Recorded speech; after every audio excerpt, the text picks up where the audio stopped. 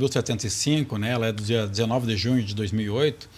E isso foi numa quarta ou numa quinta-feira. E na época eu trabalhava na área de operações lá em Passo Fundo, no Comando Regional da Brigada Militar em Passo Fundo.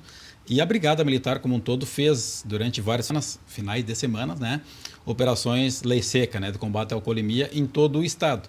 Obviamente que em cidades que têm maior número de habitantes, maior número de veículos, obviamente terá um maior número de policiais militares, as operações se deram com maior intensidade. E isso trouxe um resultado positivo na redução de mortes, não só no estado, como em todo o Brasil, naquele momento inicial, né? Depois foi perdendo a força. Mas vejam bem, que nós temos, isso não quer dizer que deixou de ser feita a fiscalização. E se nós pegarmos o exemplo pontual, né, onde eu trabalhei até agora do ano passado, o Comando Rodoviário da Brigada Militar, o volume de testes e o volume de infrações e de crimes também constatados pelo Comando Rodoviário da Brigada Militar nas rodovias estaduais, ele está num crescente.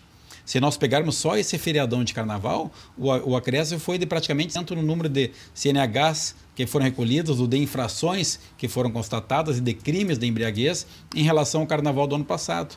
O que nos indica que está havendo uma fiscalização e também que as pessoas estão ingerindo bebida que estão saindo dirigir. Ou seja, que as pessoas não estão preocupados com a sua segurança e com os demais. Muito embora nós tenhamos esse número alarmante de mortes no trânsito, né? Como o promotor citou, nós temos, quer dizer, ao redor de 37 mil mortes no local, mas nós temos esse mesmo número que vão morrer no hospital. E os mutilados, mais de 300 mil. Quantos desses 350, 400 mil feridos não vão ficar com alguma mutilação que vão ter sequelas para o resto da vida?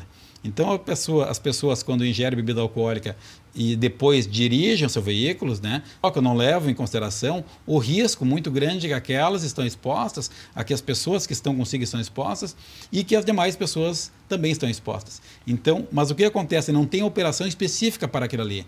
E dá uma sensação que não se fiscaliza, mas efetivamente se fiscaliza. O que nós queremos montar é uma estrutura, e para que isso aconteça, obviamente, nós temos salientado isso desde o início, né? O doutor Beto Gril tem dito isso, o promotor agora referiu da mesma forma, que é uma ação de ato, né? Não é o vice-governador com sua equipe que vai resolver isso. Não, nós precisamos do conjunto do Estado e nós estamos construindo o plano de combate às questões de morte do trânsito com os órgãos do Estado, da União dos Municípios, com a sociedade civil, né? Obviamente que nós estamos vendo o Detran, é o nosso grande órgão executivo de trânsito do Estado, né? Assim como lá no Rio de Janeiro é o órgão que aporta, que vai aportar os recursos para que isso aconteça, né? Mas a Brigada Militar, né, haverá uma reunião com o comando também, porque certamente será necessário o órgão militar.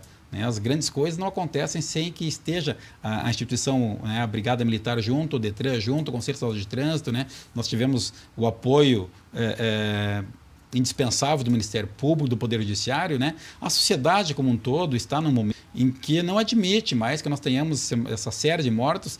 E não é só no final de semana, isso acontece durante a semana toda. Se concentra nos finais de semana, né? Se concentra nos feriados, e não é admissível que isso venha a continuar acontecendo sem que o Estado se mobilize e conclame também a sociedade, assim como os órgãos de governo, também a sociedade, para nós enfrentarmos, colocarmos um basta, frearmos isso, né? E trabalharmos sim com afinco para tentar reduzir, objetivando reduzir em 50% o número de mortes. E se nós considerarmos que todas as mortes no trânsito, ou 99% das mortes no trânsito, pelo menos, elas têm, antes da sua ocorrência, uma infração de trânsito, nós temos sim que combater a infração de trânsito com bastante veemência. Com trabalho educativo, com certeza, com os jovens, com os adultos, na medida do possível, mas também com trabalho de fiscalização, com trabalho punitivo, com rigor maior na legislação, com rigor maior em uma resolução, com trabalho em infraestrutura viária, com melhoria da sinalização das rodovias, com duplicação de rodovias. Todas são questões que estão no núcleo do governo, no núcleo do debate, e que nós pretendemos, né, combater e trabalhar isso ao longo do período. Correto. Promotor Ronchetti, e essa ideia de se trabalhar com portadores de necessidades especiais, pessoas, inclusive, que foram vítimas do trânsito, o que o senhor acha disso? Muito interessante a ideia, porque são pessoas que realmente tiveram, elas são testemunhas vivas, digamos assim, da questão essa do trânsito. São pessoas que foram vitimadas por um condutor que estava imprudente, provavelmente, que estava sob a influência de álcool naquele evento. Então elas podem, de viva voz, elas conversam com as pessoas no local das blitz, elas fazem operações de conscientização em bares, restaurantes, fizeram agora há poucos dias no Carnaval do Rio de Janeiro, enfim, em todos, uma série de eventos, elas aproveitam todas as oportunidades para demonstrar a sua experiência. E isso, sem dúvida, me parece que é algo palpável para o cidadão que está ali dirigindo e que muitas vezes ingeriu álcool. Então ele pode perceber realmente que aquilo é algo sério. Não é uma coisa hipotética que acontece com os outros. Não, acontece conosco. Aconteceu com aquele cidadão que está de cadeira de rodas, pode acontecer com qualquer um de nós. Então, isso que é importante, que foi dito aqui antes, a sociedade, toda a sociedade, tem que se mobilizar em relação a isso. As organizações não governamentais, não só áreas do governo, mas o cidadão tem que dar a sua ideia, tem que se conscientizar disso, porque nós, sejamos condutores, pedestres, caronas, enfim, do jeito que for, nós estamos envolvidos com essa questão de trânsito. O senhor teria números dessa taxa de alcoolemia, principalmente desde a lei seca, diminuiu ou não teve jeito, aumentou? Como é que está isso? Não, nós temos aumentado gradativamente o volume de pessoas que dirigem sob a influência de álcool. E vejam, eu aproveito o momento para colocar uma questão desta dita técnica que nós fizemos ao Rio de Janeiro, e o Detran foi junto conosco, o Ministério Público, o gabinete do vice-governador. Dos 425 mil condutores que foram abordados, né, a sua grande maioria foi submetido a teste coetilômetro. 5% somente recusou-se e sofreram aquelas sanções. Até no dia que nós estávamos lá, na operação que nós participamos na quinta-noite, eram 7 pontos de operações, houve um senhor que negou-se. Ele chegou, ele foi identificado pelo policial ali, foi pego a documentação e foi perguntado: o senhor ingeriu bebida alcoólica? Ele disse: sim, eu estava na festa, tomei uma caipirinha, não sei o quê. E aí eu sou obrigado a soprar, o policial não, e aí ele não soprou, e teve a sua carteira retida. A infração, foi explicado para ele as consequências daquilo ali, que no dia seguinte ele poderia ir fazer o teste para a sua CNH. E a sua esposa, que estava junto, pegou o veículo, soprou o etilômetro, deu 0, pegou o veículo e levou embora.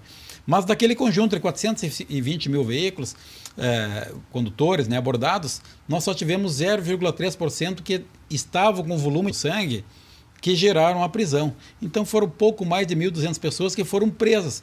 Ou seja, alguns haviam ingerido bebida alcoólica num pequeno limite, que só deu infração de trânsito, outros, com o seu limite era muito pequeno, não deu nem infração, ou um pequeno limite que só dá infração de trânsito, e somente 0,3% daqueles 425 mil que tiveram o volume de álcool, de concentração no álcool, que o levaram a uma prisão em flagrante. Então já está tendo aquele aspecto educativo, junto com a fiscalização, o trabalho dos portadores de necessidades especiais, e este trabalho educativo é fundamental. Por isso que nós salientamos antes e temos salientado que nós vamos investir na questão da fiscalização, mas a educação é uma prioridade tratado assim na legislação, e não trabalharmos na educação, a gente não vai ter uma perspectiva para o futuro. Claro, agora aproveitando, porque o álcool ele é um ingrediente que contribui muito para uma direção, digamos assim, agressiva no trânsito.